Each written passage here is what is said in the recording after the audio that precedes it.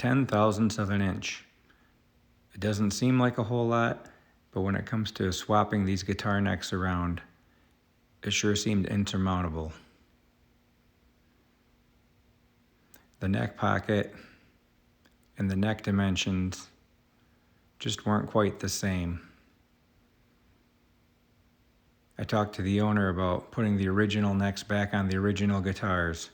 That would mean the blue would have the maple fingerboard. It doesn't look bad. Here it is, the blue with the white and then black pickguard.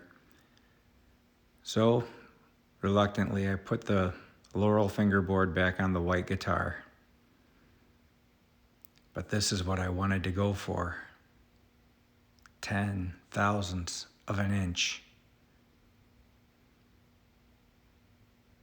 I couldn't leave well enough alone. I had to try. In order to get this neck down to fit into that neck pocket, I'm using a pencil to create reference marks on both sides of the neck. This way I can use sandpaper and carefully and methodically remove a little bit of material until I get the fit desired.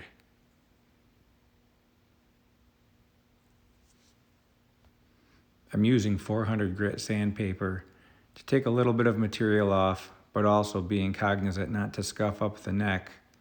I don't want to make more work for myself. This slow method will ensure a precision fit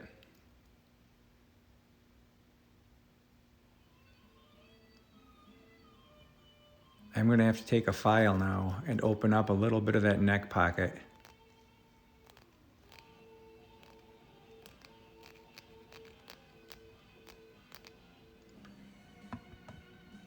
Test fitting the neck. It's a nice tight fit.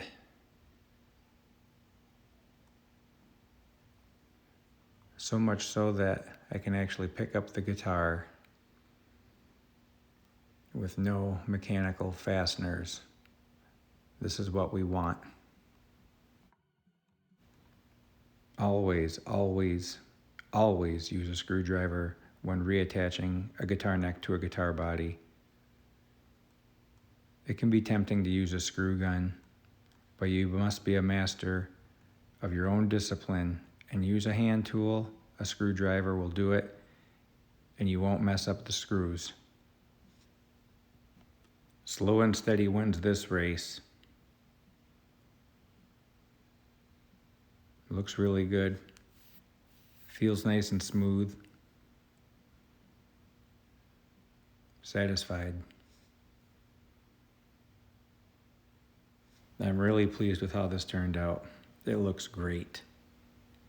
Worth the effort. Now I'm going to go to the other neck. I've got to fix the alignment on these tuners. Right now I'm taking a drill bit and using a piece of tape to find the depth, so when I drill onto the new neck, I won't go through for the locking tuners.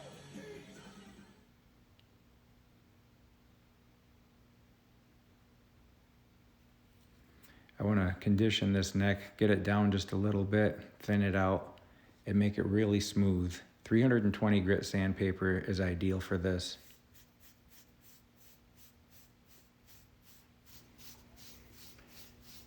The added effort is going to be worth it on this. Getting the old polyurethane off, smoothing it out, it'll receive boiled linseed oil afterward, and it'll be smooth as glass.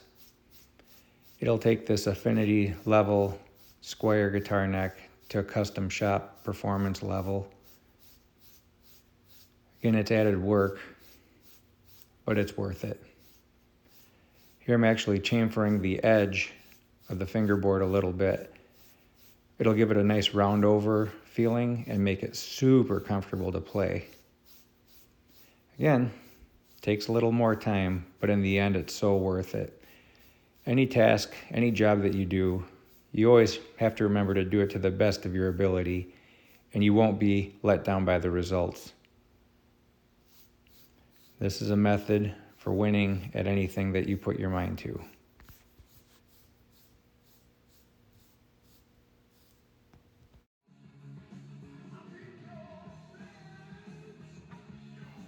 So now I'm going to put this neck on the guitar.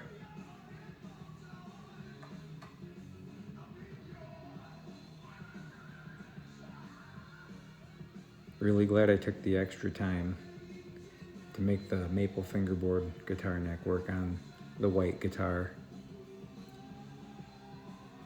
This was the goal, to achieve this look, so I'm glad that persistence is paying off.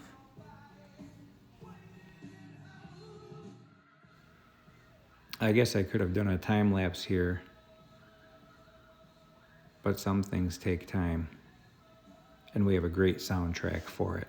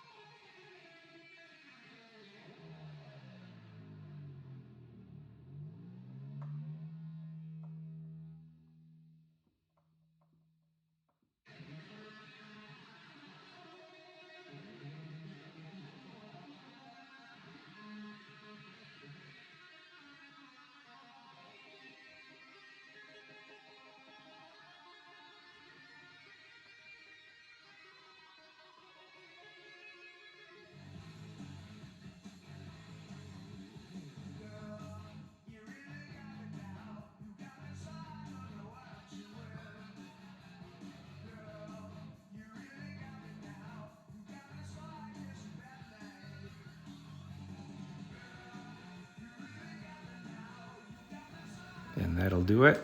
Clamp removed. Inspection of the work, looking great.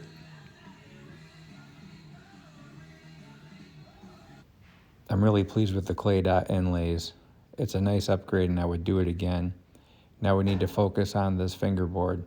I like to use Rosinol lighter fluid and some steel wool to get the old DNA off the fingerboard, gets all the gunk and grime off, and it'll leave it nice and clean.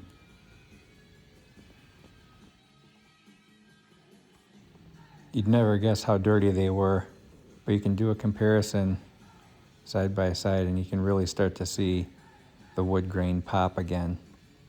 This is what we're going for, obviously. A nice clean fingerboard.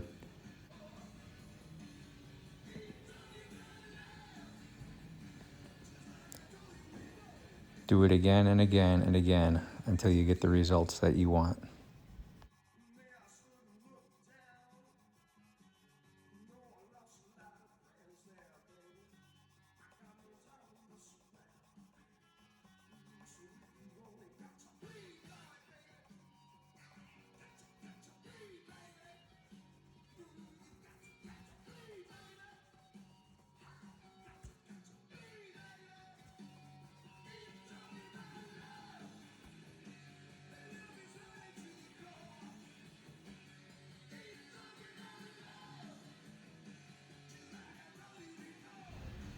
Now that the fingerboard is degreased, I'm going to prepare the neck by taping off the fingerboard and preparing it for a fret level recrown. This will assure that it plays the best that it can. I'm using a straight edge here, and I want to get the neck as straight as I can using the truss rod as an adjustment. The fret level recrown will take out any inconsistencies throughout the fretboard. I use a black magic marker across the top or the crown of each fret. That's a reference then for when I come over it with my sanding block.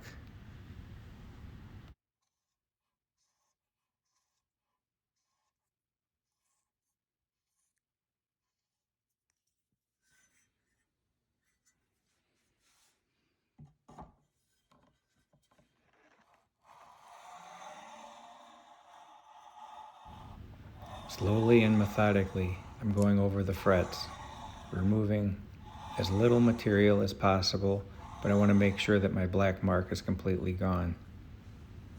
Now that the fingerboard and frets are completely flat, I'm going over the frets with my crowning file.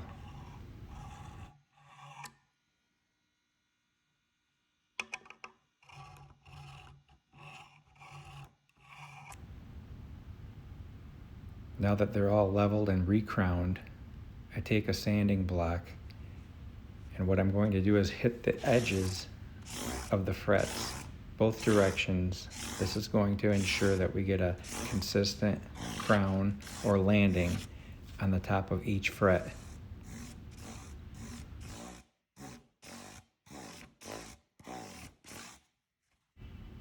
Now it's time to move on to the polishing. I use Wizard's metal polish here.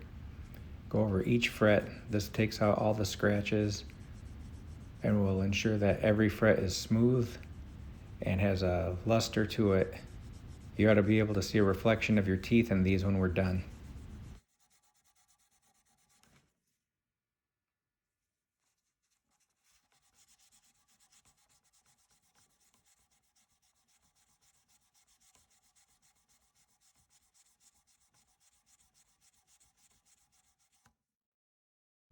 These frets are polished. It's like looking in a mirror. Unreal.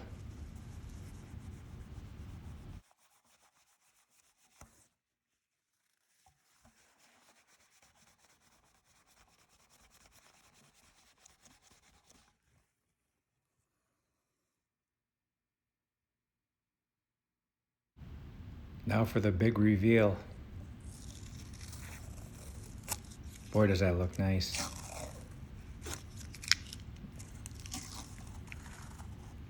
Wow.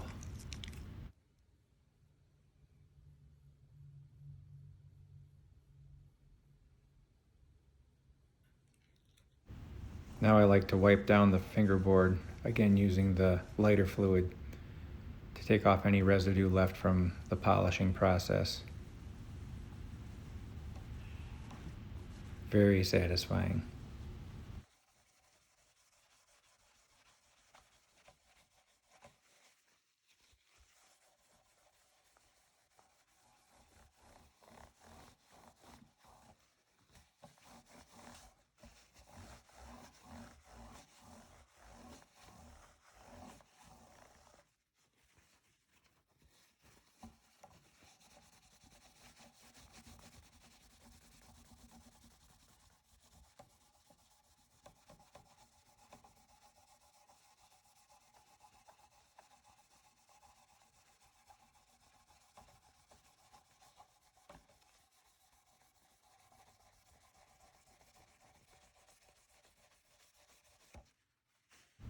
That's going to be a fast neck.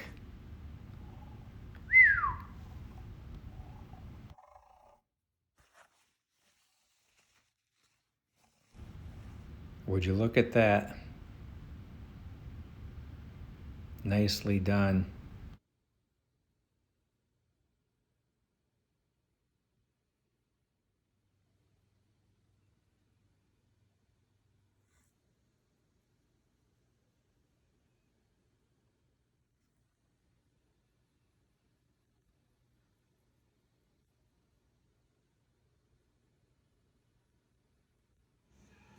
Here we're kind of flashing back in time where I'm installing the locking tuners, which were reliced onto the maple fingerboard neck.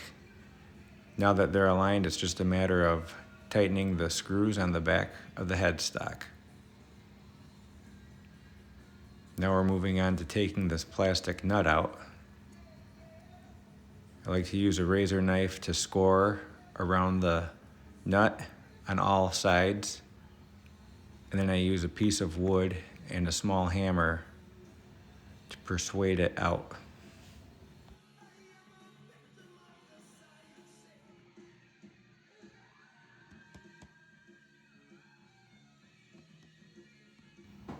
Just a couple of taps, it's broken free, and it comes out.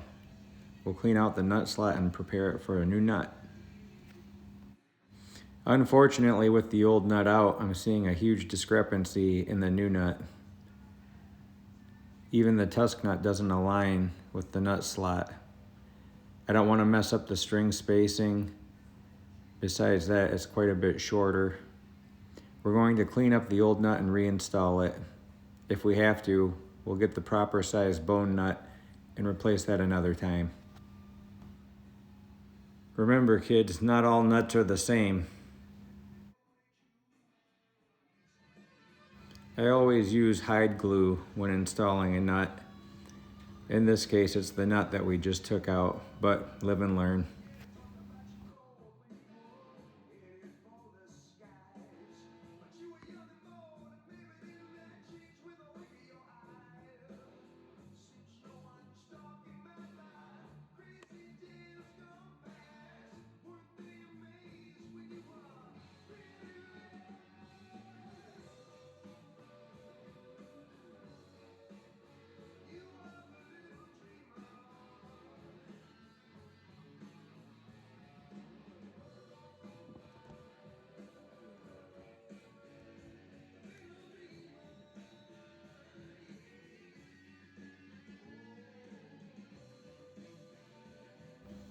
Now that it's set and properly aligned, I'll wipe off any residue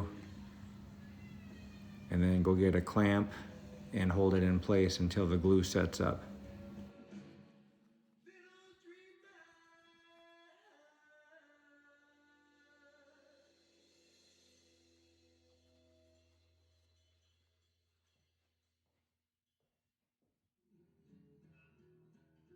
Sometimes it may need something to keep you cool. Better look out now, though. Dave's got something for you. Tell you what it is. I'm your high street man. Stop me when I'm passing by. On my mind, I'm your high street man. Stop me when I'm passing by. See now, all my flavors are guaranteed to satisfy. Hold on a second, baby. I got a good man, manette, Dixie cups. All flavors. Here I'm adding the string trees to both guitar necks. We're getting pretty close to wrapping up this guitar project. Thanks for watching part 3. Stick around for part 4 on this guitar Telecaster makeover project.